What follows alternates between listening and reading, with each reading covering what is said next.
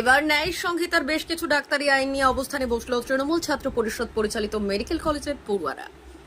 ঘটনাক্রমে বলা যায়, সম্প্রতি ব্রিটিশ আইন সরিয়ে ভারতীয় ন্যায় সংহিতা আইন জারি করেছে কেন্দ্রীয় সরকার। আর এই ন্যায় সংহিতা আইন জারি হওয়ার পর থেকেই শুরু হয়েছে রাজ্য দেশব্যাপী বিভিন্ন জায়গায় বিতর্ক এবং প্রতিবাদ। সম্প্রতি কিছুদিন আগে আইনজীবী মহলের একাংশের বিরুদ্ধে প্রতিবাদে নেমেছিল রাজ্যের শাসক দলের আইনজীবী সংগঠন। এবার ডাক্তারদের ওপর ৩০৪ ধারা বিলোপ করে দেয় ১০৬ ধারা চালু করার প্রতিবাদে অবস্থানে বসল Medinipur medical college and Trinamool ছাত্র পরিষদের ইউনিটের পড়ুয়ারা। এদিন মেডিকেল কলেজ সুপারের দপ্তরের নিচে তারা ত্রিপল পেতে প্ল্যাকার্ড নিয়ে অবস্থানে বসে পড়ে। ছাত্র ছাত্রী সহ মেডিকেল কলেজের এই পড়ুয়াদের এই অবস্থানে প্ল্যাকার্ডের উপরে লেখা ছিল, উই ওয়ান্ট জাস্টিস, এবং আমরা এই ধরনের আইন মানছি না, মানব না।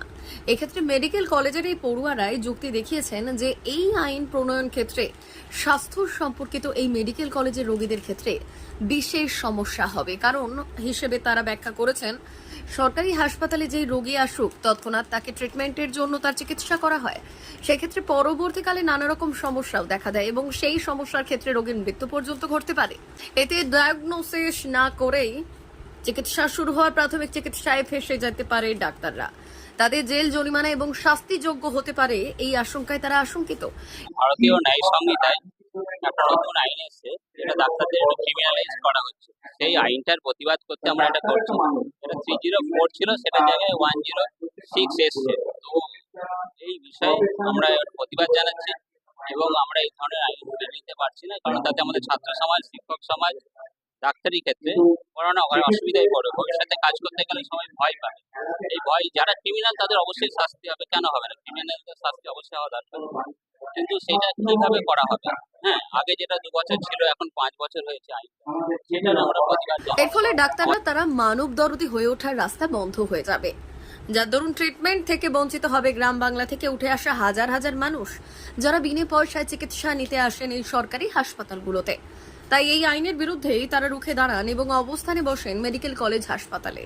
এই পড়ুয়াদের পাশাপাশি তাদের সঙ্গে উপস্থিত এবং অবস্থানে ছিলেন মেডিকেল কলেজের হাসপাতাল সুপার সহ বিভিন্ন বিভাগের ডাক্তারবাবুরা।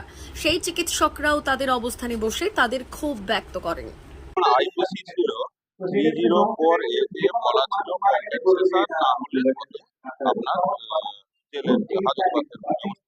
কিন্তু এটা 106 বিএনএস এ যেটা এসছে, 106 এ বলা হচ্ছে কম্পেনসেশন বা ফাইন, যেটা তার সঙ্গে এটা প্রথমে আপ টু 6 ইয়ার্স পর্যন্ত ইমপ্রিজনমেন্ট ছিল, এখন ওটাকে কিছুটা কমিয়ে 2 ইয়ার্স ইমপ্রিজনমেন্ট কম্পালসারি করেছে। যেটা রোধের জন্য আমরা এখানে সবাই সমবেত হয়েছি।